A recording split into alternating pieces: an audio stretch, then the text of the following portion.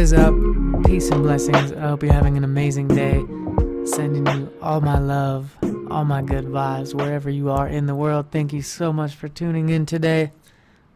It's beautiful to be alive. Having a little bit of weird issues with my typical podcast recording equipment, so might sound a little weird. But for today's episode, I actually wanted to repost one of the first times I was ever interviewed on somebody else's podcast. So this was about 3 years ago. I think it was the very beginning of 2017 or maybe end 2000. I can't even remember, but it was a while ago, 2 or 3 years ago at least. And I just listened to half the episodes so far, and it was really cool to go back and reflect on how I feel like I've grown as a person and everything. So I wanted to share this episode because I thought it was a really good conversation that I had with Chris and Krissie from the I Am Salt Lake podcast. And Chris is actually my podcast mentor. I've talked about having mentors for different things, and he's the guy I go to for all my podcast questions, and he really helped me launch this podcast. Just certain things that I've been looking on YouTube forever and researching on my own and didn't know who to trust, and then was able to reach out to him and gain some clarity on some specific questions regarding podcasting, because he's a podcast coach. He has a really successful podcast. He does seminars and meetups and masterminds and all sorts of awesome things. So I'm really grateful for Chris for sharing his wisdom with me and helping me jump into the podcast game myself. Super grateful for his wife, Krissie. They're just good people, and I had a good time conversating with them. And I'm probably going to be going back on their podcast pretty soon, hopefully. So I wanted to repost this first episode because this was definitely one of the first times I was on a legit podcast. I had done some other radio interviews and a bunch of other smaller podcast type things, but this was the first time I went into a legit podcast, I felt like. So I wanted to share this conversation with you because I think you'll get some inspiration and some joy out of it. So I love you. Hope you have an amazing day. Thank you to all the listeners. Thank you to everyone who's been sharing this. Thank you to everyone who's been posting it on your stories. Shout out to all the Patreon supporters, everyone working through the Young Bernie Gold Visionary Workbook. I'm proud of y'all. I love y'all. Always sending you my love. Hit me up at Burnell Washburn on IG or YouTube, or, I got all my links in the description to this podcast. And I'll throw a link to the I Am Salt Lake podcast as well, so you can check out more of Chris and Krissie's work. They definitely are the top dogs in podcasting out here. So super blessed to be able to work with them and blessed to be able to share this conversation with y'all. Much love. Let's jump right into my conversation. I think it was episode 256. Actually, no, it's 253. Episode 253 on the I Am Salt Lake podcast. Bless up.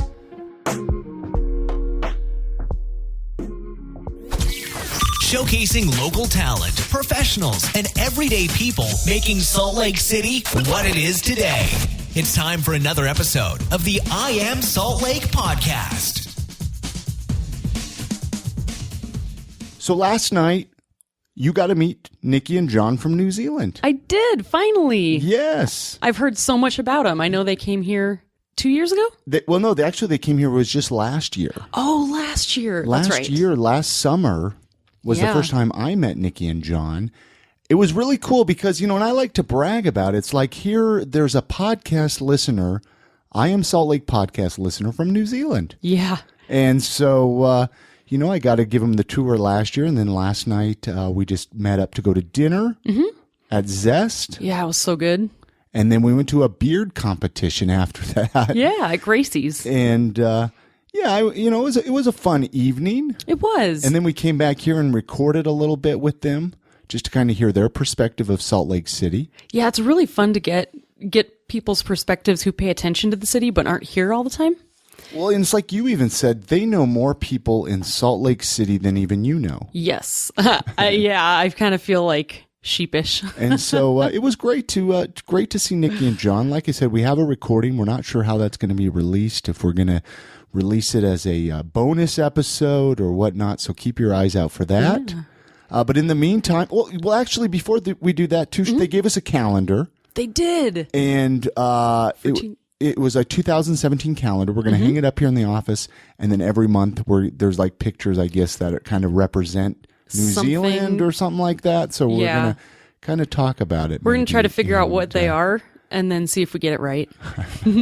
So stay tuned for that, I Am Salt Lake listeners. But let's welcome everybody out today to episode 253. Welcome back. My name's Chris Hollifield. And I'm Krissie Shelley. Hey, on this episode of the podcast, we sit down and chat with local hip-hop artist Burnell Washburn. This is a fascinating conversation that we had with him. Yeah, we found out what got him interested in beats and hip-hop, and he does inspirational videos on YouTube, which was interesting. Which I found so fascinating because that's kind of like my new drug of choice, I guess you would say, is just, it's so important in today's society, and especially as the older I get, it's important to to kind of keep your own mental sanity on check and, on point, and to get motivated to create and to just be a person. You got to get high on life. And I know it sounds cheesy, and we talk about that in this episode, but I think it's important. It sounds cheesy, but I think deep down inside, everyone wants to feel that. They want to feel good because, when you feel bad, it's kind of like, oh, got to wake up today. Life sucks, but got to keep going. But so this is a great conversation. We're going to play that here in just a second. Let's give some love to our sponsors of this episode. Oleo Skin and Beard. Oleoskin.com. Check them out online. They've been running some specials, so you're going to want to make sure to follow them on all the social medias. Yes, and they have some new products out, too. They got some new products, old products. Yeah. Great Christmas gifts. Very good Christmas gifts. I know I'm going to be giving a lot of their products, hopefully, for the holidays. And then now that we have, in our new place, I'm going to try out some of their bath salts. Oh, yeah. And now that we have the big jetted tub. We have a big jetted tub and throw some of their bath salts in there.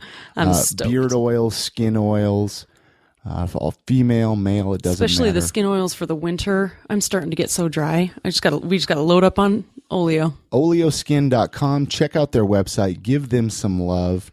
Also, Distillery 36. We love them. I know you love them. I do love them. Brigham Rum, local distilled rum right here from Salt Lake City. What are you drinking tonight, Krissie? Mormon Mule. Mormon Mule, an all-time favorite of mine. Just basically some ginger beer and Brigham Rum and super mix tasty. it up. Pick it up at any of the local state liquor stores here in Salt Lake City, or maybe even down in Provo and Ogden, I would imagine. Yeah, probably. Pick up a bottle, give it as a gift. Be a nice gift. Say you're invited over for a holiday party. Show up with a bottle. We still got to make eggnog with it. Oh yeah, has to happen. Let's make some and post it on the social medias. Yeah, let's do it. And check it out. Their website, distillery36.com. No, they're also on Facebook, Instagram, stuff like that. So. Let's jump into that conversation, that great interview with Burnell Washburn. Let's do it. I'm excited to play it. Yeah. I'm excited for you all to hear it. Here's the conversation we had with him. Thanks for listening.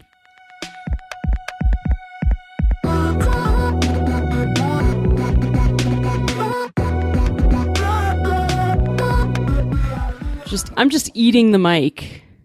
I don't know. We just want to get the best recording for everybody. Just joking. Any questions? Language isn't an issue. Nope. For us, maybe it's an issue for you. I've heard some of your episodes with plenty of swearing. Have you heard F words? Yeah. Sometimes we say F words. I think I may have heard a few. Sometimes we say the dirty words. We use adult language. No, it's funny though. Like being a Utah podcast, and I've said this before.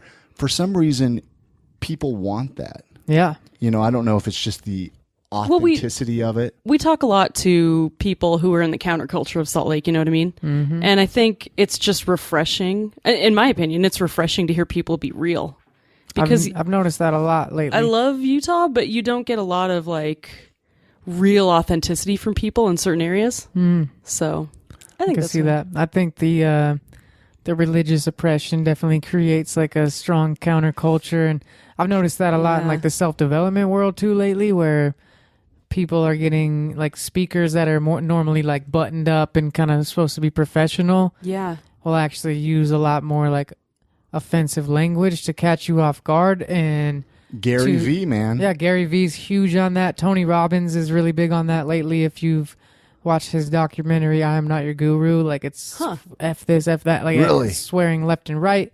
And the reason he does that is because he's trying to like change your state, and he's trying to interrupt your patterns. Yeah. And once you've said something that catches someone off guard, they're actually listening to you. They're paying attention a lot more now. It makes you stop and actually process and think. Exactly. Your stuff, you have self improvement videos that are really cool. I guess maybe I'm jumping ahead. No, you're not. You're good. We watched some, and I was like, man, sweet. This guy's awesome. Like this is really cool. I wish I even thought as positively as you think. Well, why? Okay, you're on that tip there. What got you into doing that? Like versus, I mean, obviously that came after the music, right? Yeah. So I mean, basically, when I started doing music and started like gaining a little bit of success with it, I started getting so many people hitting me up asking for help. And like, what kind of help were they asking for? Music help? Music help. Like, how do I play shows? How do I just get my foot in the door in the music industry, or technical things of how to make beats or this and that. And so I started like helping so many people just through like personal messages on Facebook or text messages, and trying to just share like what I learned on my own journey to help other people get to where I'm at. And it just kind of like hit me one day that I could do it on video and be a lot more effective with it, because everyone's watching videos now, and I could reach more people by making videos about these subjects that are common things that I've been helping people with for years. And I've helped hundreds of artists get their first performance on a stage. I've helped tons of artists like go from being in the bedroom to actually going on tour. And I've helped a lot of different people in different areas of life. And so I felt like the video platforms, it was just a better way to reach more people. That's cool. So like you pretty much just had so many personal conversations that eventually you're like, I know exactly what people are going to ask, and I'm just going to present it so that they don't even need to ask. 100%. Yeah. Do you find that's awesome? I find that so many people are afraid to share their tips and tricks. Yep. You know, they're like, oh, I learned these on my own. You need to learn it on your own. But do you find that actually helping people and sharing your knowledge has actually helped you along the way? Like, it seems like it would. Right? Big time. I mean, it seems like by being the nice guy, by being the friendly guy, it actually helps instead of hurts you. Well, it's very attractive. Like it would really attract people to you who want to be better and do things. And then it seems like you create an environment around yourself where it's more of a community, people helping people. Exactly. And then it's really just a happier place to live. 100%. Yeah, I mean, like it really was born out of when I first started in the music scene. I didn't know anybody. I literally didn't have a single friend who had ever performed a concert before. Really? I didn't have a single friend that had ever been to a real recording studio before and recorded their own music. Like I had a couple friends that were good at guitar or drums or whatever when they played in their basement, but they weren't taking it seriously. They had never really done anything with it. And so when I started with this cat, a teaser over here, and he basically like just started jamming out in my room with me, and we didn't know anybody. We didn't have any help. Like no one would put us on. No one gave us a show opportunity. No one showed us how to record. Like we went and bought a crappy mic from a pawn shop and taught ourselves how to use it and how to record, because that was just out of necessity. It was the only way that we knew how to do things. And then as soon as I got to a level where I felt like I could help other people, I wanted to be the one to reach down and help other people up, because we didn't have that help, and I felt like it would have benefited us a lot, you know. Where did you grow up at? Where's home for you? Like, so I grew up over in like Cottonwood Heights, Sandy area. Okay, so in the area. Yep. Did you ever move away? You've always lived. I lived in Seattle for a little bit, and then I lived in Massachusetts for a little bit, but I was really, really young, so that doesn't count. It's really, not like it doesn't count. It's not like hip hop or music took you there, right? Yeah. So what? Okay, I mean, we're going to kind of jump around a little bit. I mean, obviously, you know, you're hip hop. Would you call yourself a hip hop artist? I mean, I'm not like a hip hop expert. I love the music, but I don't know all the terminology. Yeah.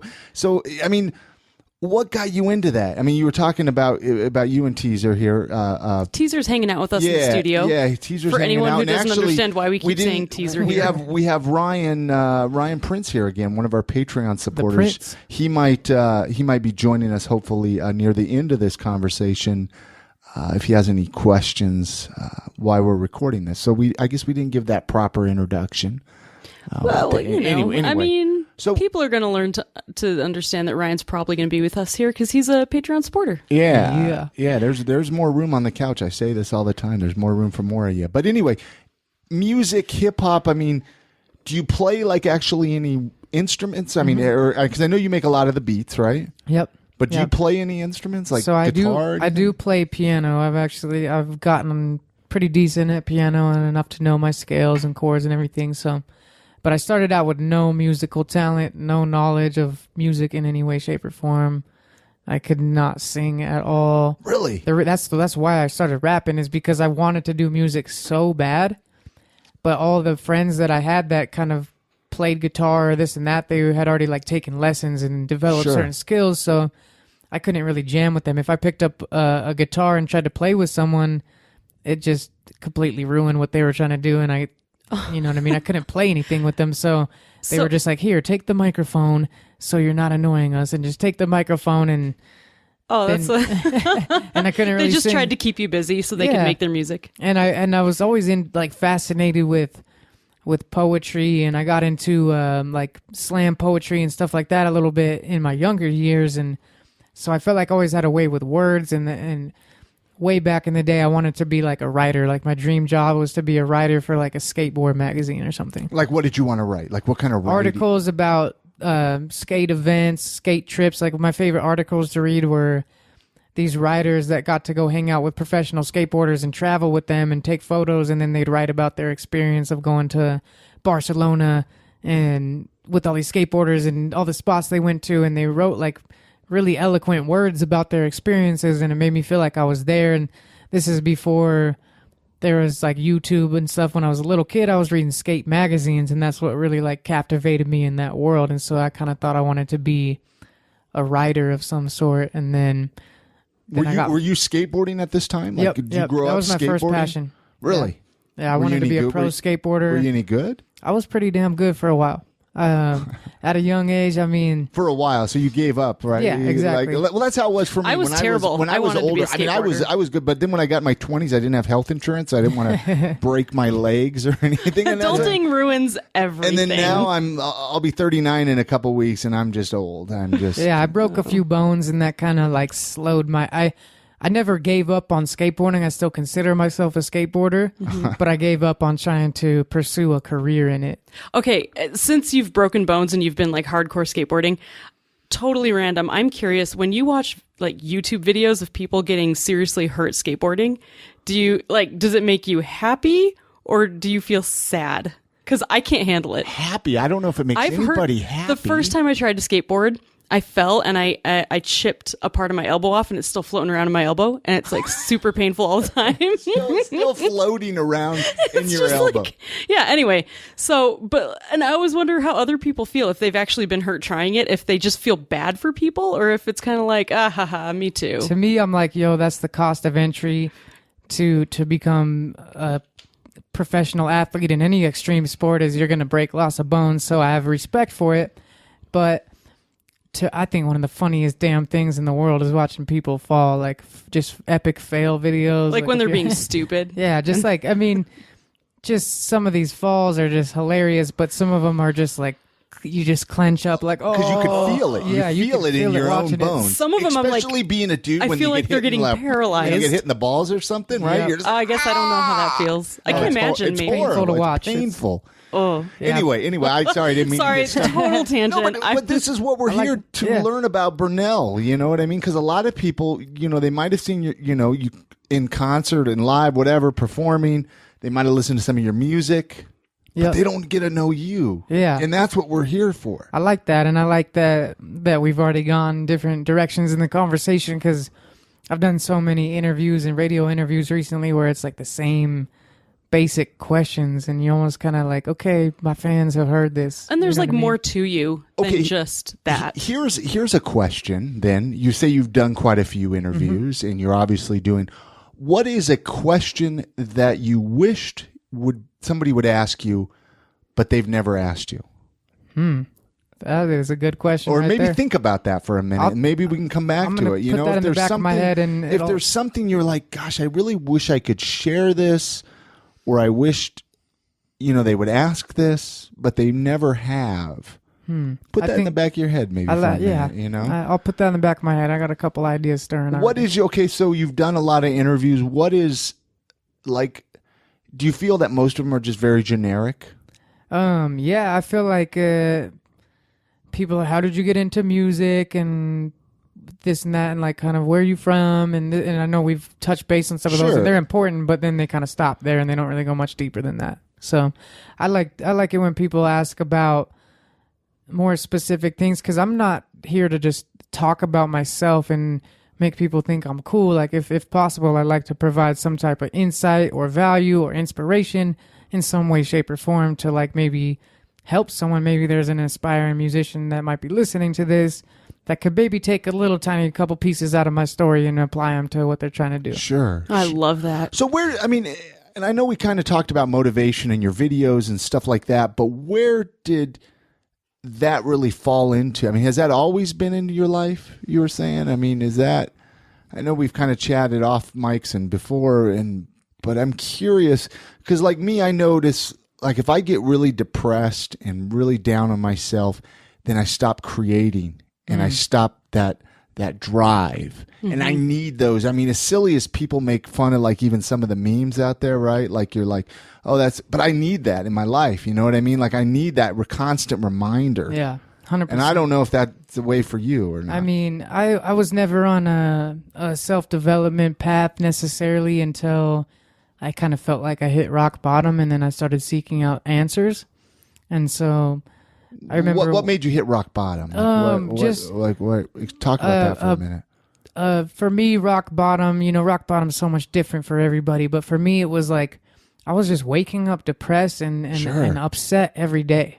I would wake up angry within the first 5 minutes of the day, and I was like, this is not me. This is not who I am. I like being happy and positive.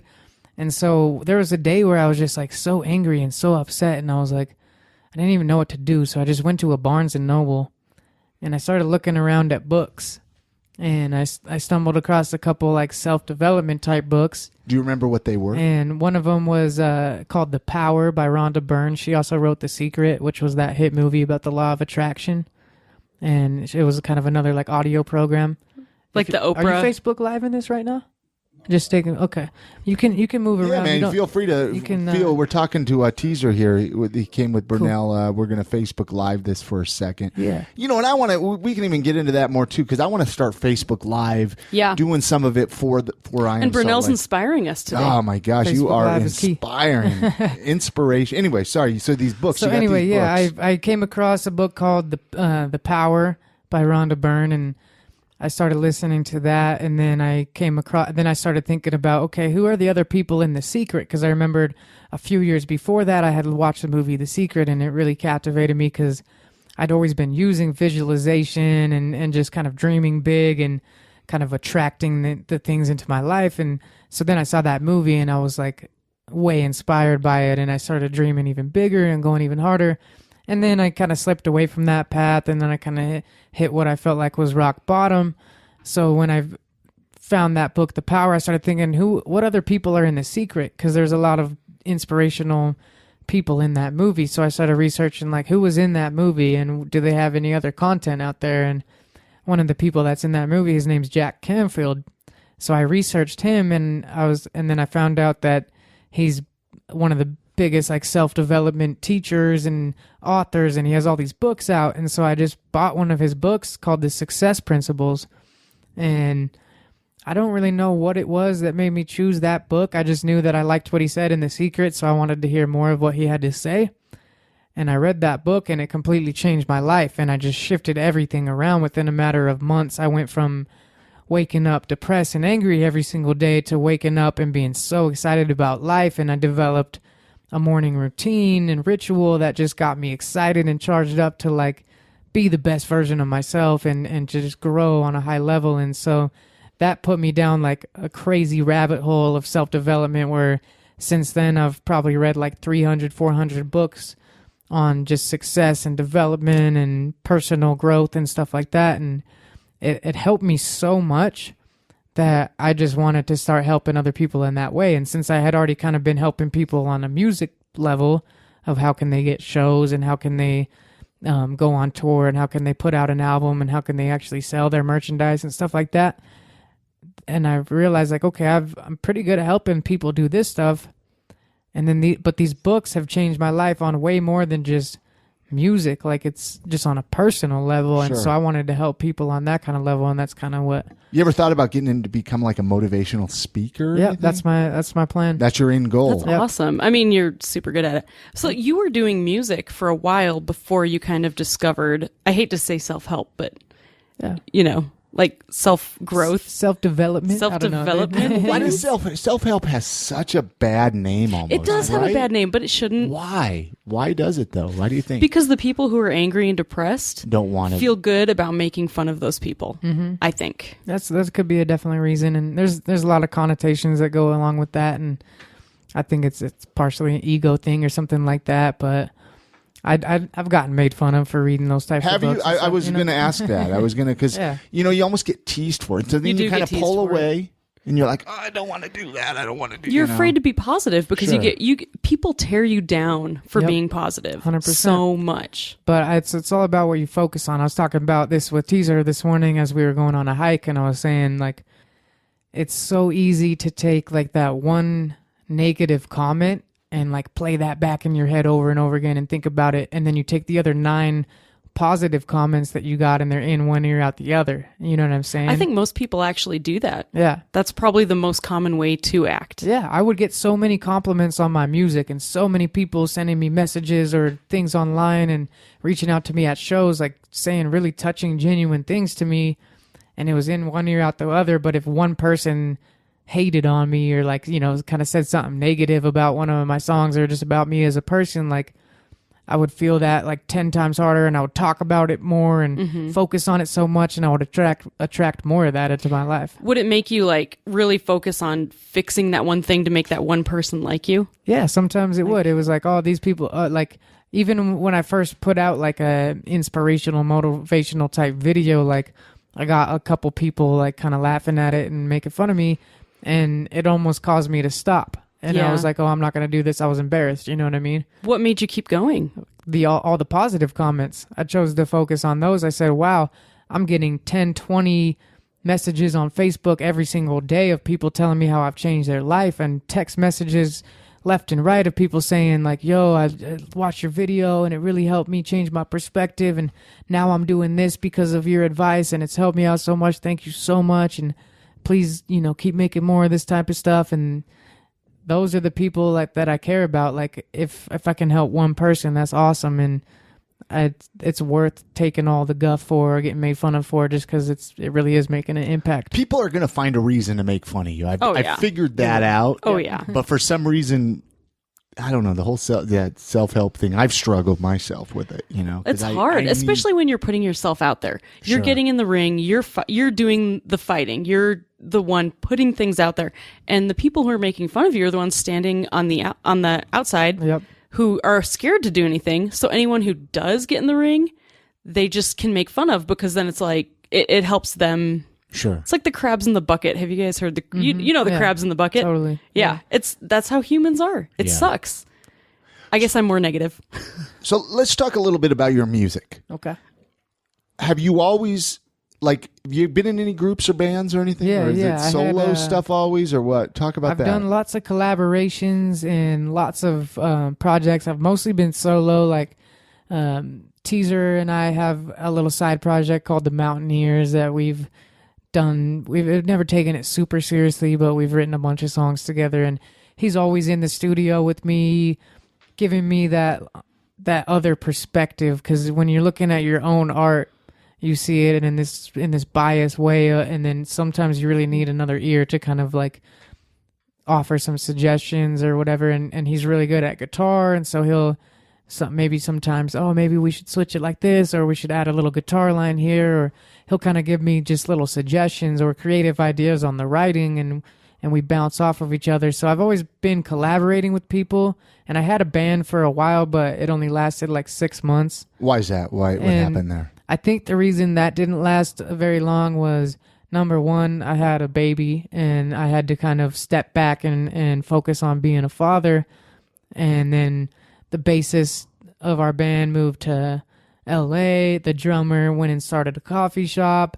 And it was just hard to keep everyone together, balancing 6 people's schedules. I know anyone that's been in a band knows that struggle. When you turn into an adult and life happens, it's like impossible to find time. When you're like 16 and you have no responsibilities and you can just jam in the basement all day long, that's awesome. But then when and you start getting in your 20s and you actually have like life stuff to handle, then it's harder to just balance everyone's schedules. Yeah. Do you think that since you met Teaser, like you guys have something where you actually work so well together that it's like this great partnership? Yeah, there's definitely it's kind of helped synergy.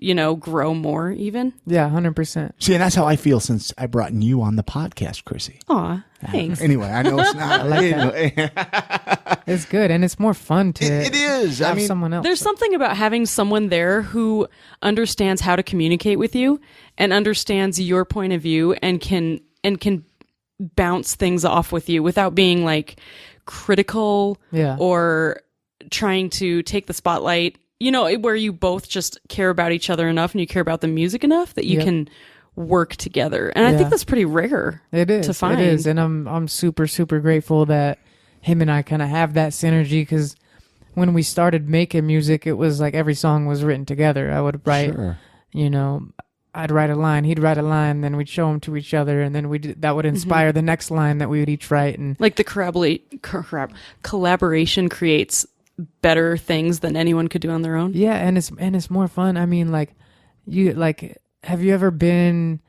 in a beautiful, beautiful place, like, I don't know, maybe on a hike or a beach or something, and if you're by yourself, it's like you're taking in the beauty and you really enjoy it, but you just like want someone to share it with. Like, I don't know if you felt that. I just want it all for me. Get out of here. This is my moment here. Give all to it to me. Yeah, I mean, it's just like, I mean, that's the reason that I brought him to this podcast interview with me. It's sort of moral support to have like a homie with me, and then it's just more fun to like. I started doing so much stuff by myself, and it started to get like. It was weird because I was doing these big things that were like almost dreams of mine, like going on U92 or KRCL for my first few times, and like going on radio stations in LA and doing these cool things that I was really excited about, but I was doing them by myself, and it wasn't that exciting. It started to actually feel like lonely. You know what I mean? The whole phrase, "it's lonely at the top," there's a reason that phrase was created. I could relate 100%. Man. I know how it is. I know how it is, and that's why it's good to have a partner in crime or a best friend or something. Let's talk about your. Or did you have a question? I actually do. Yeah. I kind of got stuck on something you said a while ago, and I wanted to revisit it. Okay. You said that you would try to hang out with people who were doing music, and you would try to pick up a guitar, and they'd just give you the microphone to make you like stop. Mm-hmm. So. I'm curious, when was that? And was that before you really dived into music at all? Yeah. And were you completely self-taught? Like, what was your journey? Yeah, so it was completely self-taught. I was so fascinated. At first, I was just a skateboarder, snowboarder kid, and I just listened to whatever music was in skate videos and loved those, and I became a fan. And then I remember just like anytime I saw a guitar or saw a piano or just any instrument of any type at anyone's house, I wanted to play it so bad. Like, it was just this irresistible urge of like, I want to play that guitar so bad, but I don't know how to play. So it's like, and then a lot of my friends would be cool and they'd be like, yeah, you can play. And they'd give it to me for a few seconds. And it's obvious I had no idea what I was doing. And a lot of them, maybe like we were young, they didn't have patience to teach me. So it was kind of like, all right, I'll set this down. Sorry. And, you know, sorry, I didn't mean to do that. That's so sad. You know, and I mean, it was just like, finding my lane. And then I remember like specifically in 10th grade when I was 16, going to my friend's house who had like a little jam room set up with some drums, a guitar, and a keyboard in the basement. And they were jamming, and they all kind of had their instruments, and they've been playing for years. And I was just kind of standing there watching them. And then I think they kind of like wanted to include me. So they're like, here, bro, you want to get on the microphone? And I was like, oh, I can't sing, man. Like, I got made fun of in choir class. I can't even. So I just got the mic and I just started like rapping because I didn't really know that I was rapping. Like, that was just, I think I was listening to Eminem, and so that was kind of the style of sounds that came out of my mouth, and it was like people were impressed, like, oh, you're pretty good at this, and doing little freestyles and stuff, and it started kind of out of humor. We would spit freestyles just as joking around, clowning, and making fun of each other, and do little rap battles and stuff like that, just to be silly. And then it kind of, I felt like I was good at it for some reason, and I felt like it was the thing that I had. Like, my other friends, they took guitar lessons, so I didn't want to try to play guitar because they already have years under their belt, and I didn't feel like I've always been like, I don't want to do something unless I can be like good at it. You know what I mean? It's not fun to do stuff that you suck at, really. But you got to get there, though, man. It takes steps. I sucked at rapping, but I thought I was good, and that was the difference. I thought that I had maybe a slight knack for it, so I was like, okay. So it was something that was worth pursued it. Yeah. Do you have like a dream instrument that you would like to know how to play, or that you dream of playing? It's the bagpipes. How did you know? That would be sick to learn. Could you imagine me taking bagpipe lessons? I would annoy all of our neighbors. It's the worst. It's the most annoying instrument. Especially to learn. I don't know if you've ever heard anyone that doesn't My know brother how to actually is like a bagpipe player. Oh, wow. Is he really? Oh, yeah. And I've listened to him play so much, and he's great, but you can't do that because it annoys the hell out of everyone around you all the time. Yeah, that's how I feel. Like, the whole Anytime I neighborhood picked up can a hear brass instrument and tried to like make a sound out of it, I'm just like, okay, I'll Well, set that down. what is your Yeah. instrument, man? What is So your? I mean, I play piano, and I love playing piano. But your dream one, like one that you're like, oh man, I want to take lessons, but I don't. I would love to just be able to rip up the drums. Like, Really? I can keep a beat if other people are playing, and I've developed a little bit of a rhythm through beat making, and I understand like drum structure because I program drums so much on the computer.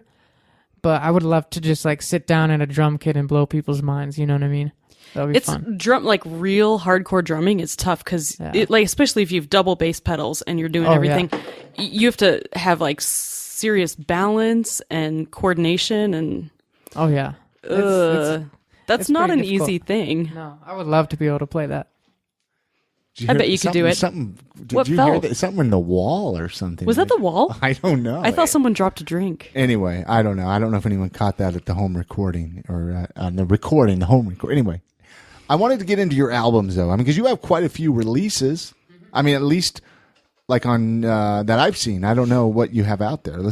I don't know where to even start with all of that. I don't know your first one. I'll break down my catalog real quick. Let's it's break not it that down. extensive, so It seems extensive to me. It's the amount of songs I've written is very extensive. The amount of songs I've released is not that extensive. So I mean, I put out my first album when I was 19. It was all like self-produced, recorded in my room, and I basically just like, I wasn't even planning on making an album. I just kind of started making songs, and then next thing I know, I had 18 songs, and I was like, cool, I'm gonna burn this onto a CD and start giving it to my friends. And then I actually like found a local like printer that would print them up for me and make them look a little more official. So that was my first album. It was just called Burnell Washburn, and that was when I was 19, and I think that's back in 2009. So Quickly doing the math. yeah, it should be easy because I was so born in young. 1990. So You were born in 1990. 1990. Wow. I feel so old right now. I like that That's because cool. most people That's think cool. most people think I'm old now because a lot of these rappers are blowing up when they're like 19 or 20. You know what I mean? So it's like all of a sudden I feel like I'm old in the rap game, but I'm not really. At least I look young, so I could blow up in my mid 30s and still be chill. Get away with it. You know what I mean? So anyway, after that release, you. So then I dropped. Then it was an EP called the White Dove EP, and then I followed that up with the full length LP called The Food of Love, and then after that I dropped an EP called An Apple a Day EP, and then I dropped a couple little like side projects that were just unofficial kind of, and some collaborative songs and stuff. And then I dropped my last like full EP, full LP, which was called Gratitude. And that dropped in 2014, and now it's 2016, and I haven't dropped an album since then. I've dropped a couple singles, and I've put out tons and tons of beats, and I've written tons of songs and collaborated with people, but I've been really just trying to kind of find my sound because I didn't like my last album. What didn't you like about it? I felt like I was trying too hard. I was trying to please people, and I was trying to do what I thought people wanted to hear from me rather than just what felt right to me. And it's not like a fun album to me. Like when I listen to it, I don't have fun listening to it that much. There's a couple moments that I really like, but it wasn't that fun to perform. A lot of the songs were kind of deeper and slower, and it was just, I had to kind of step back from that. And so you're kind of like reassessing your voice as a musician. Exactly. I think that's super important. That's something that artists need to do. Every now and then. And that was going to kind of lead me into a question, and maybe that's your answer. But what advice would you give an up and coming hip hop artist, somebody who wants to get into the game, somebody who's starting out? I mean, you've been doing it for a while. What would you tell them if they're listening? There's so much advice that I'll give them on so many different categories, whether it's on marketing aspects or actual like mechanical aspects or philosophical mindset aspects. There's so much different advice, so that's kind of a broad question. Sure. But the main thing I would say, just from touching on what I just mentioned on Not Liking My Album, is like, just do what sounds good to you.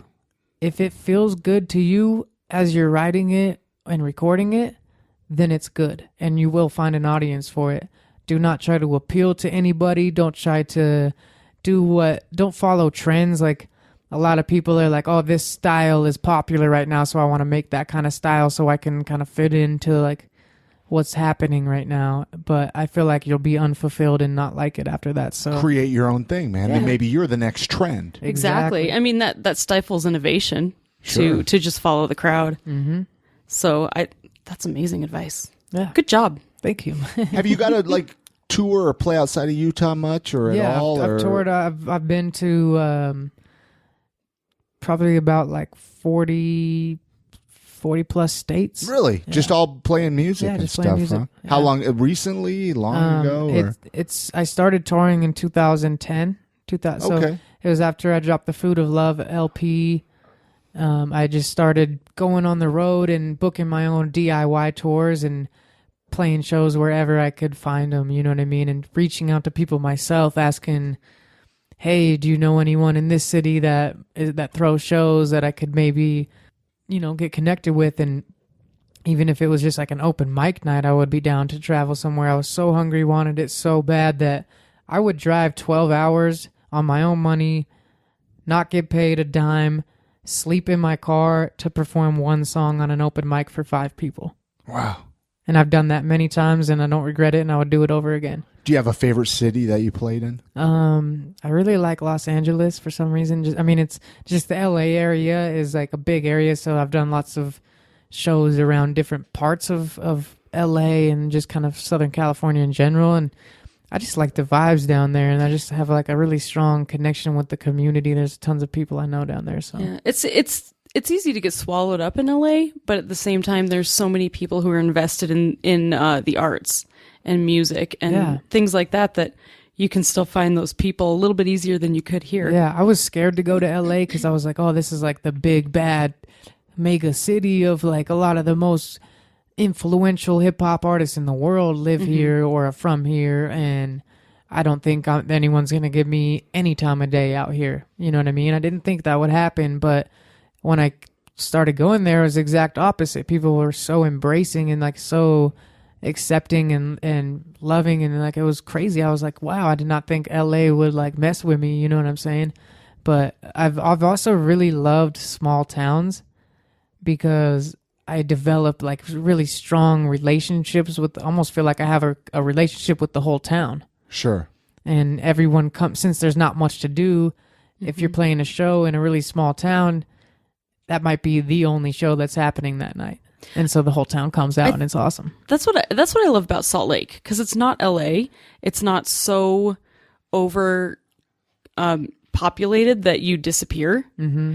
But you can also find like a really good amount of supportive people. Yeah. And there's still good scenes and everything. It's kind of almost like really good balance. Small city meets big city. Totally, 100%. Do you feel like, on that same note of Salt Lake, you hear from people that feel like, well, if I stay in Salt Lake, I can't be successful. I have to move. Yeah, I heard that so Do you many times. feel that way with you in music at all? Not at all. Internet opened up the floodgates, and you could be anywhere now and blow up on the internet. And I hope people hear that, because I'm a firm believer. We talk about this a lot. Krissie and I, we talk about this because so many people, they feel they have to move to Chicago or LA or New York City or something like that to get big and to get noticed. And you used to have to before the internet. You did. And I thought I would at first too. I remember that's all I wanted to do was move to LA or move. At first I wanted to move to Minneapolis so bad because there was such a strong hip hop movement there in terms of like a more independent kind of underground hip hop culture. Sure.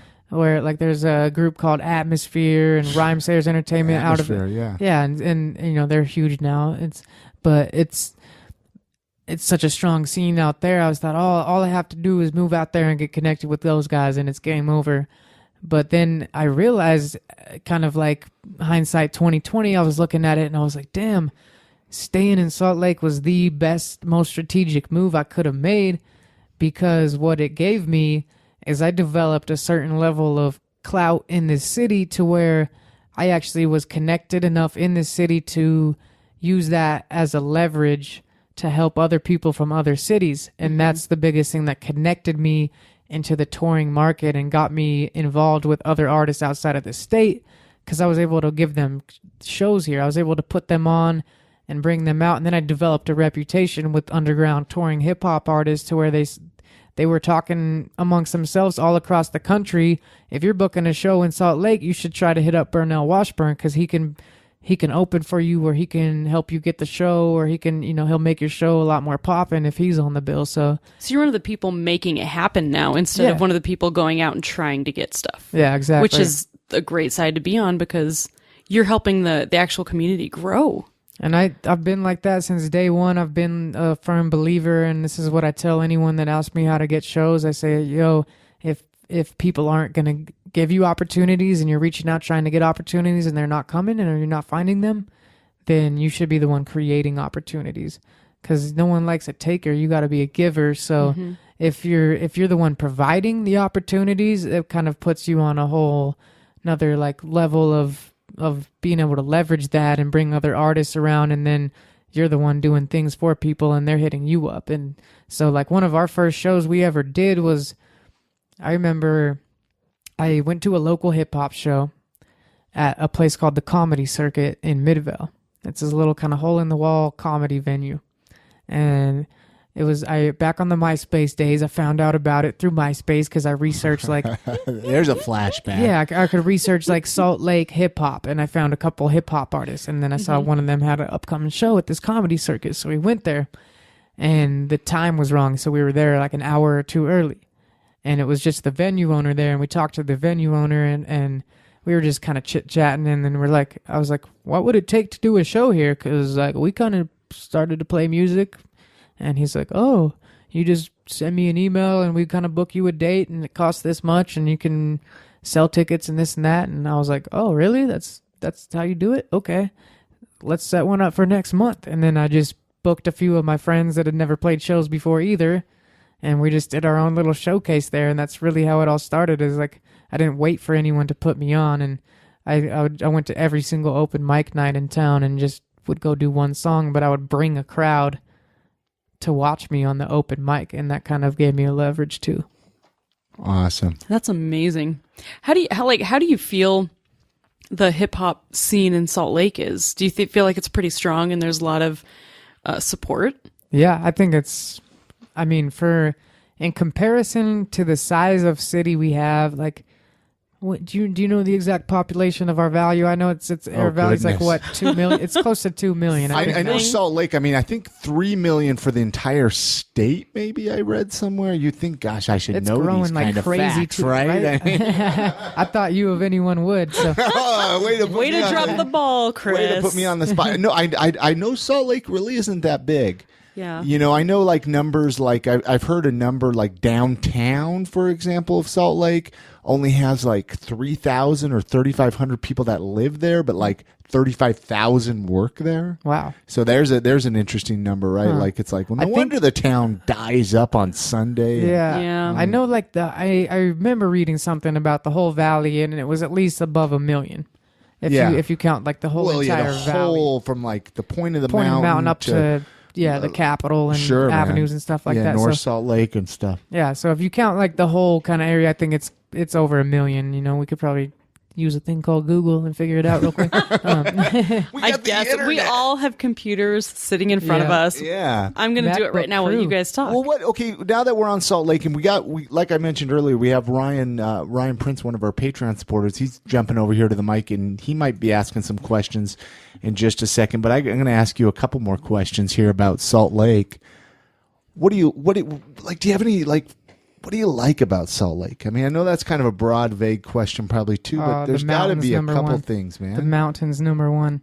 Did you hear how well I pronounce mountains? I never say it like that. Nice job. You did not drop your T. I never do it. I always say mounds. Mounds. Oh, 1.8 million. 1.8 million Salt in Lake County. Salt Lake County. Okay. So Krissie Googled it. I am all over this. So just to real quick answer her question, she asked me if I thought the Salt Lake hip hop scene had a lot of support. We're all over here. And I'll get back to what I like about Salt Lake here in just a second. But what she was saying is, does the Salt Lake hip hop scene kind of have a lot of support, and what's the hip hop scene like? And I've personally seen it grow. Like I could throw out a random number or percentage, but there's no facts. It's just make one up. I've seen it grow 73.4% since I got in the scene. You know, it's been crazy. Like there's so many rappers and DJs and beat makers and talented ones too at that. Just even since I started, and to now in the last like 7 years or so, it's crazy how much it's grown. Like so many more people are doing it,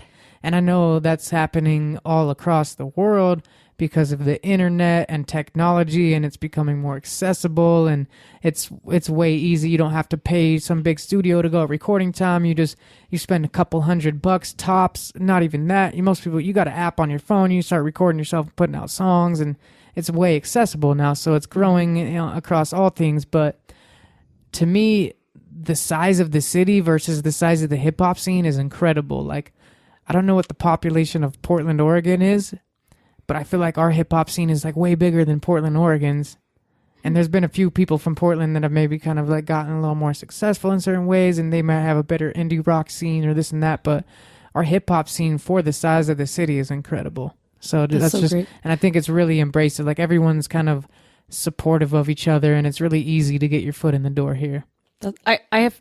Oh, well, that's awesome. I have to fess up. I was wrong. It's 1.08 million. I just couldn't. Well, you had to fix that in case we got an email. Yeah, someone is going to be. I was listening. I just had those fact checkers. Because you were like, we're big on facts. And I was like, oh, I said the wrong fact.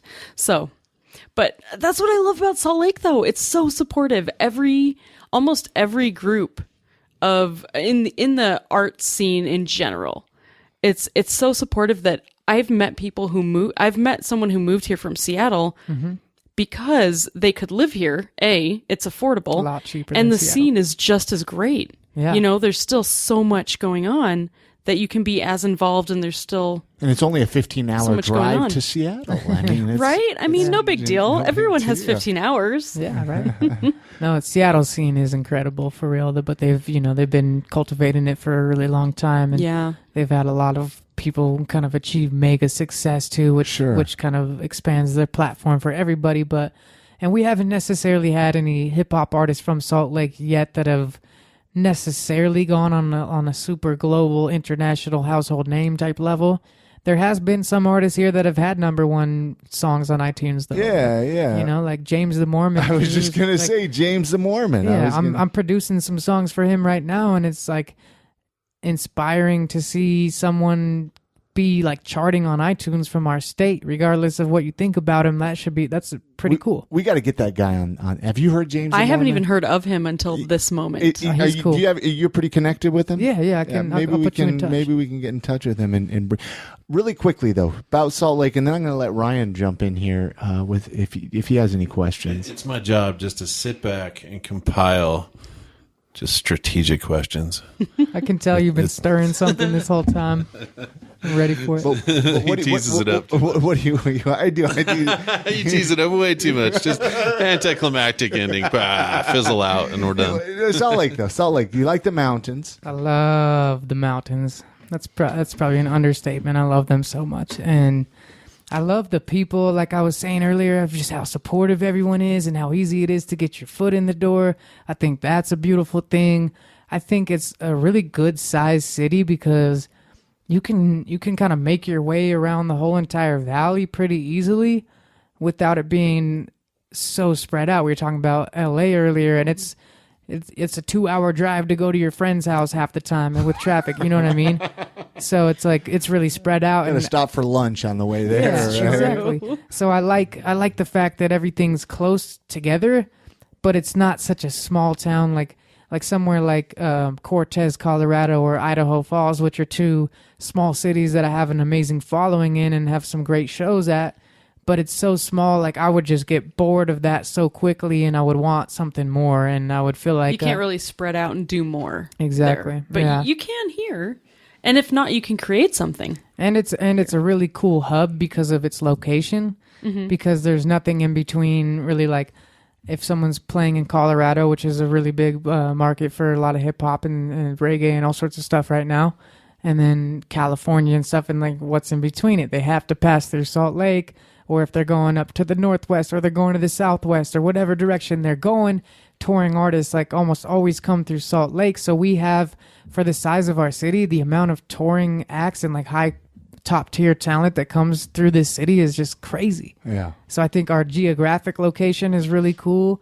I think the people are really cool. I think there's lots of amazing local businesses, and I think just as like entrepreneurship is thriving here, and I feel like there's just a lot of people that have a mentality of like, let's build something, let's create something, most of the people I meet around here are like, they have like some type of company or some type of thing that they're working on, or project or artistic thing, and people aren't just necessarily all fitting into the norm of like, go to college, work a job. And there is a bit of that too, but I mean, I feel like, like I said earlier, the religious oppression does create an equally epic counterculture, and there's a great divide because of it. So it's a cool balance. You got any questions over there, Ryan? You've been watching patiently. I'm doing a good job, man. I'm trying to build up my ability to sit quiet and not just impulsively jump in all over this. It was hard, though, when you're talking about skateboarding crash videos, because every guy out there, when you watch like that video where it sends that special tingle pain up your nuts, like up your spine, and you're like, in your stomach. Oh, it's horrible. Yeah, any skateboard crash does it in. So hats off to anybody that's willing to do that. All right, let's talk for a little about music, though. Do you have some go-to artists that you were inspired by coming up, when you're younger, that you look to now when you're having a boring day, or you just, turn on something that gets you going? Totally. I have this tattoo right here, the Hieroglyphics logo. They're a hip hop crew from California, and shout out to Hieroglyphics. They're the homies now, and it's crazy that I even can call those guys my friends. But I grew up listening to them when I first heard them in skateboard and snowboard videos. I loved it so much, and it was just like good vibe music, and it's conscious. They're kind of saying some real stuff, but they're also fun and lighthearted at times, and it's just cool music. So I started listening to that at a young age, and that kind of inspired me. And then now, like you're saying, when I have like kind of a boring day or a down day, I'll put them on, and it re-sparks that same inspiration that I had when I was a kid. So Hieroglyphics, The Roots, People Under the Stairs, Living Legends, and then like a lot of the Rhyme Sayers stuff back in the day. Nowadays, I listen to a lot more poppy hip hop. I listen to a lot more mainstream stuff, and it's partially because I like the beats and the cadences, and I like the mindset of like success and stuff like that. So I'm kind of listening to more mainstream stuff now, but I always go back to the classic hip hop. I love Mos Def, Talib Kweli, and just some of like and KRS-One and like a lot of the golden era, like boom bap, the good stuff. Yeah. Hey, tonight, when this podcast comes out, this will already have happened. But Dave Chappelle and Tribe Called Quest on Saturday Night Live tonight. I am so excited. I did not for know that. I'm going to go watch that. Oh my gosh, What? you got to check this out. What do you think of the new Tribe Called Quest? Have you listened So to it? I listened to one song and I've immediately stopped listening because I realized that it was going to be so epic that I needed to I needed to sit down and fully digest Needed it a because I minute. like to listen to albums all the way through. I really love Start to finish. the Boom. transitions and the story that all the songs together kind of tell in the whole package rather than just a song here, a song there. That's why I don't really like to listen to stuff on like shuffle or like random playlists. I want to hear the album, how it transitions from each song, because I think that's like one of the most magical parts of a whole project. I love that you said that. I feel the same way. I see that. To me, that's super interesting because I've never thought of it that way. And now I'm going to actually try to do that. Well, a lot of albums are telling a story from start to finish, you know. But I'm So, always yeah. I'm always on shuffle. So Really? I'm like, surprise me, whatever. Yeah. See, I'm a big fan of like mixtapes, so that's why I like the Yeah. shuffle idea too. You know, And I do like shuffle sometimes. Like if I'm working out or something Yeah. and I want to just kind of, if I have If a you wanna not playlist think. of a bunch of songs and I just want to, Yeah. yeah.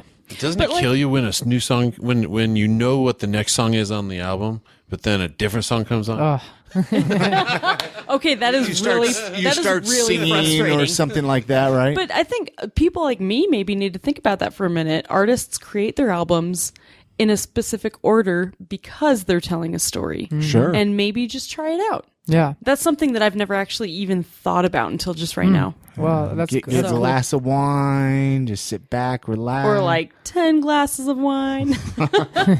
yeah. Maybe you'll have Really another enjoy experience. Like go revisit some of your favorite albums and listen to No, them start that's- to finish. Because I there's kinda wanna certain do albums that I now. only listen to in that way. Like I won't Really? listen to it unless I'm going to listen to the whole thing. And And there's really a significant difference. oh yeah, like the way that like a guitar line kind of ends out and fades out and then it like just perfectly transitions into the next track and almost seamlessly drops, almost you didn't even know it was a new song. And then like Yeah. just there's ways that a lot of producers design that I find really intriguing, and I try to do that with my stuff too. And as a listener, I've noticed that when I listen to songs, I'm like, oh, but I expected this song and I need to hear this song now. Yeah.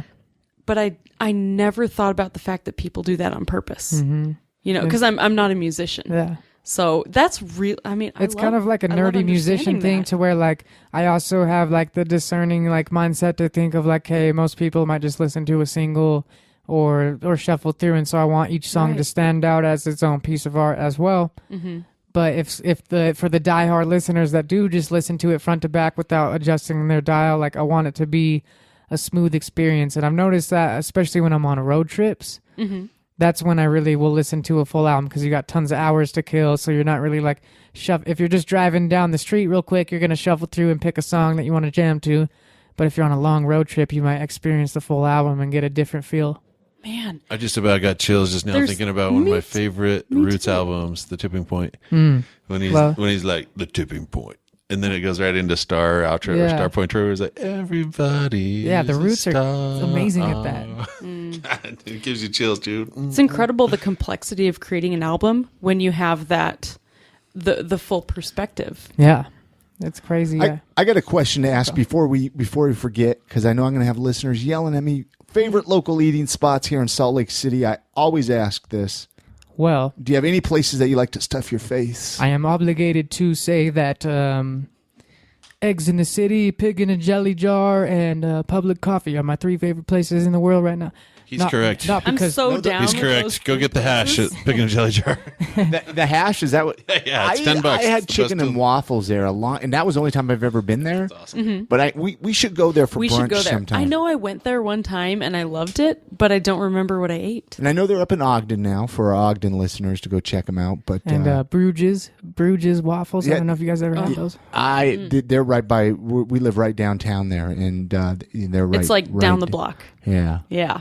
I love supporting local, and I love supporting like mom and pop type places anywhere I go. Like I don't eat fast food whatsoever. I don't really like going to like chain places very much. Like I like to have an authentic experience where I feel like this family or these people like put their passion, their heart and soul into this business, and they're creating an experience for us that is only experienced here. It's not like if you go to a Chili's here and then you go to a Chili's in New York and you go to a Chili's in Tennessee, it's the same place, same exact decorations on the wall and everything.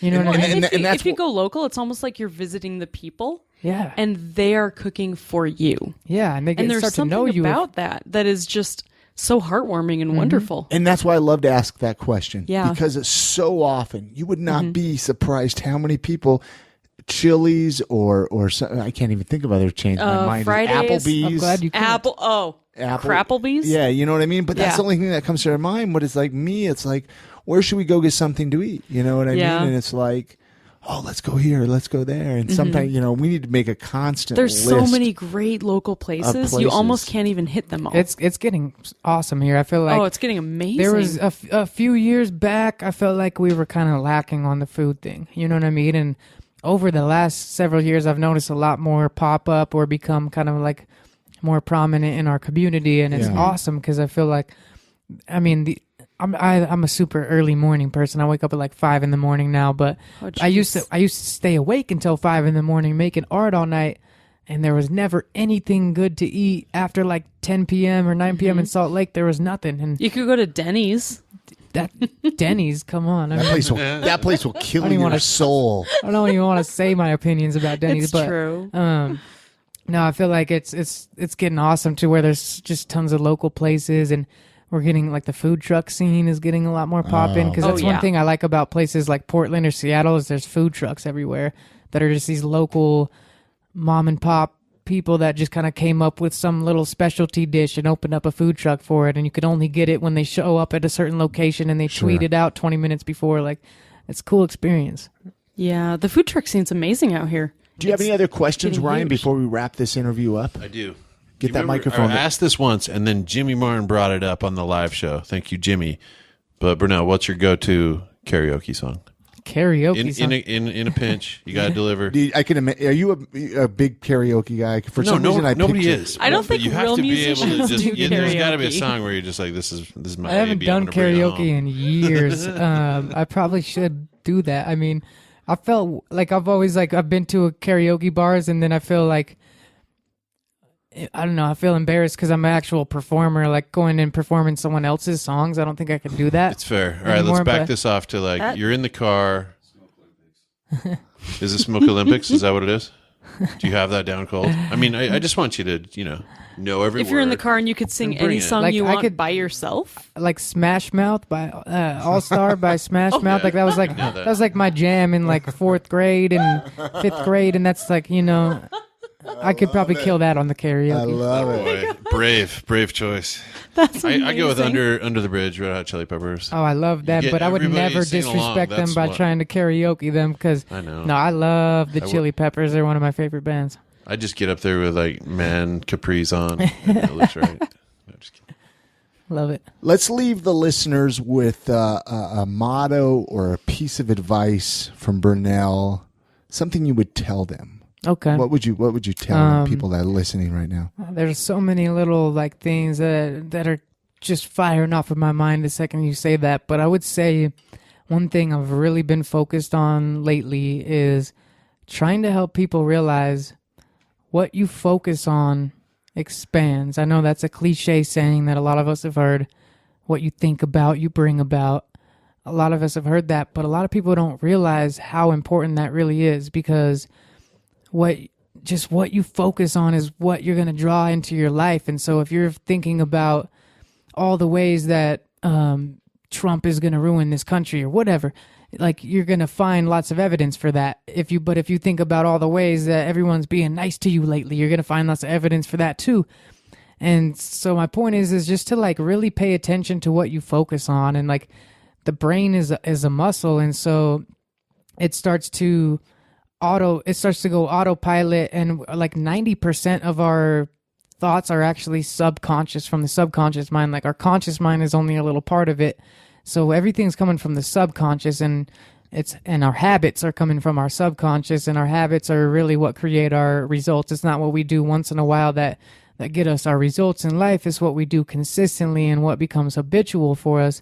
And so what we focus on is what kind of turns into our habits. And that, since that's ruled by the subconscious, I feel like just more people need to be paying attention to what they are focusing on, because our brains are not designed for happiness. Our brains are designed for survival. Our brains are really old, and our brains have evolutionarily like evolved to get to like look for things that might hurt us.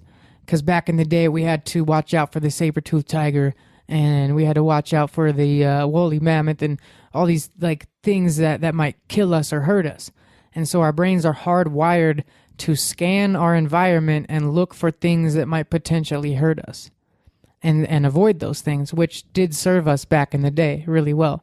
But now that we're not really faced with like life-threatening situations all the time, our brains are still hardwired to scan for things that were going to upset us or frustrate us or kind of make us think negative. And so I think we really need to work on collectively understanding what are we focusing on, what are we attracting into our lives, and how can we turn our subconscious autopilot response to start scanning the world for what's positive. And I've done a good job at that over the last like year or two in reprogramming my subconscious mind to start scanning. When I wake up in the morning, I immediately look for like all of the ways that I can be grateful and happy. And it's just rewiring your brain and thinking about what you focus on, because that's really what's going to turn into your external results in your life. And just the last little thing I want to add to that, I got this tattoo on my arm that says gratitude. And I just believe that's the number one key to life, is just being grateful, is because we are so blessed to be alive. Like this planet is just aligned perfectly for it to be the right temperature, the sun and moon and all the stars orbiting around us and this and that, to have us sustain life on us, for us to exist. And then we have these bodies and have this voice that can communicate these thoughts. And you guys have these ears that can listen and understand and comprehend what I'm saying. And so I just feel like we're so blessed. I know I'm like rambling on right now. Love it. That's amazing. I'm so inspired. Yeah. Like you got my mind ticking and you got my brain. You make me want to try to be a positive person, which is really weird for me. Hey, try it out. It's fun. I'm leaving that in the podcast right there. I'm not editing that part out. You know what I mean? But no, seriously. You're coming back every other month until Krissie is a sunbeam. Chris will be like, listen to this episode again. So I'm going to put all the links at iamsaltlake.com and how people can get in touch with you. But for people that are maybe, how can rattle off a website or a few websites? I've just got my main website's burnellwashburn.com. Okay. And I mostly use that for selling beats. I produce beats for lots of other artists, and that's kind of like one of my main online businesses that I'm running. But as far as like, if you just want to like get into my world and be a part of my environment and just kind of like get to know me a little better, I would say Facebook and Snapchat are the two ways where I kind of like put the most of myself out there. I do have a question though. For people who really like the message that you put out, what's your YouTube channel? It's youtube.com/Burnell Washburn. Like, my name is so unique. It's Burnell Washburn, Burnell Washburn. And it's such a unique name that no one else took it on any platform. So you can search that on Google or any platform and you'll find me super easily. All right. Many, many thanks to Burnell Washburn for coming on this episode. All the links to connect with him can be found at iamsaltlake.com/253. It's for episode 253. Might I suggest check out his YouTube channels. Yeah. Connect with him on Facebook. Follow him. See what he's got going on. I mean, even if you have no interest in hip hop, he's an interesting guy. Follow him for the inspiration. Oh yeah, I really liked his videos. Really, really, really great conversation. Hey, but listen up. My birthday is coming up. What? Raise the roof. Raise the roof. 39 years old, Krissie. So awesome. You think so? I do. I don't know. I'm getting old. I love it. One more year, my 30s, before I hit the horrible 40 years old. No, I'm looking forward to it. 40's the new sexy. I'm excited to kind of the chapter in life that you and I have opened up together, and with the podcast, there's a lot of really cool things going on with the podcast that you're seeing happen. I mean, 4.5 years of progression of this show to kind of see my next year coming up. But anyway, I want to invite all the listeners of the podcast. We're doing a birthday party celebration. Yeah. I was thinking, how can we do it? Do we do a birthday party at the house? Do we do it at a park? Well, no, it's snowy. It's going to be a little cold. But I was like, well, why don't I just have everybody come and meet me? I mean, that would be the easiest. I was trying to figure out a bar in Salt Lake that could, is big enough if a lot of people come out. It won't be too packed. Cheap drinks. Don't want anyone to go broke buying drinks. But we figured Johnny's on Second would probably be the best bet. Beer bar's right next door. Bar X is next door. So if you don't want to stay and stick around. But I know you and I, we're going to be there between, I'm saying 9 p.m. and 1 a.m. Kind of close the joint out, last call. They'll have to kick us out. How about that? But even if we've never met, it would mean the world to me if you came and introduced yourself and wished me a happy birthday. Yeah. Maybe have a shot of whiskey or something with me, and even Just if you kick back. even Kick if you back don't drink, have a shot of water. Yeah, I mean, even if you don't drink, it would mean the world to me. I know we have a lot of listeners that don't drink, and I highly respect that. But I only turned 39 years old once. Unless you're really bad at math. Well, my actual birthday is December 6th as well. So it's, but we figured that would be the easiest You got a party on the weekend to celebrate. Yeah. Cause the following weekends we start getting into Christmas and it just seemed like that would be the easiest. So Johnny's on Second, right there on Second East and 200 East and 200 South, kind of on the corner there. But we made an event. I know I posted it on the I Am Salt Lake page. Posted in the community on my personal page if you want to find out more information or just get in touch with me or just show up. Yeah. And just show up find and say, me. hey. I'll be the goofy dude with a beard. But plan on coming. Even if you can just come for a minute, I would love to see you. But hey, we have a new Patreon supporter. We do. Britt West. Our good friend of the podcast, Britt West. Etch-a-Sketch Britt. Etch-a-Sketch Britt. She is really an amazing soul. She is. I mean, really, we brought her on the podcast. She was so fascinated with what we do here. And she's just like, I want to support you guys. I know. She's so amazing. And, didn't really know much about her until we brought her on the podcast. Right. And then just her continued support. I mean, she went for the gold. She actually is going to have access to come and hang out with us while we record podcast episodes. Yeah. And she's going to get a koozie and a pen or some, Charles pins and I Am Salt Lake pins and everything gold medal for Britt. Yeah, yay. But we love our Patreon supporters. It's a great way to support the show. Even a $1 Patreon supporter. I mean, you have no idea. This really helps so much. There's so many things behind the scenes. We have so many things we want to do with the show. But we can't do it alone. So let's get together, as a community of listeners and become Patreon supporters. And it's been fun because we've actually, really connected more with the people who have become Patreon supporters. Absolutely. Because they're not just listeners who never talk back. We actually are active with them and get to see them and interact. And it's been great. It really is. Go to iamsaltlake.com/supporter. It's going to forward you to our Patreon page. You can find out more about it, find out what it is. Basically, it's an ongoing Kickstarter. Yeah. That's all it really is. A great way to support the show. Also, if money's tight, I realize that. If you have not left an iTunes review, I hate begging for them, but they're so important. They are. And if people want to give you a birthday present or Christmas present, that's a good free present. Hey, actually, to be honest with you, an iTunes review would be a fantastic birthday present. Yeah. Takes just a second.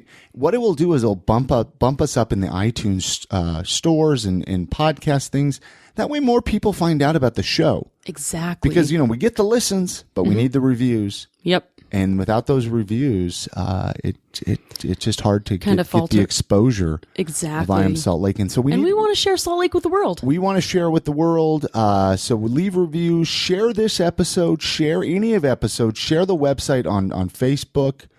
that's a great way to give some love to the podcast. Absolutely. As well. But it's been a great week. It has. It's been exhausting. We got a lot going on. Thanksgiving wrapped up. Went down and celebrated it with my mom and family down in Utah County. Yeah, and some of my family came into town, and we were moving. Yeah, I got to meet your sister. A lot of stuff. Yeah. And it's been fun. It's been an exhausting week. Let's wrap this show up, though, Krissie. Let's do it. Remember, you can connect with us on Facebook, Instagram, Twitter, or Snapchat. We'd love it if you send an email and introduce yourself. I know we get a lot of new listeners every episode. We have a lot of people that I know listen week after week. We have no idea you're out there. It's true. And whenever we do get an email from a listener, it makes me so happy. Like, it really warms my heart. It warms my heart as well. I'm Chris at IamSaltLake.com. And I'm Krissie, Krissie, at IamSaltLake.com. So send us an email. You guys have a great week. Stay dry out there. We're supposed to get some snow this week. Stay warm. All right, guys. Have a great week. Good night, Grammy. There you have it. That was my conversation with Chris and Krissie from the I Am Salt Lake podcast. Make sure to check them out and show them some love. As always, keep shining, keep doing what you love, keep dreaming big, keep spreading love, and we'll see you on the next episode.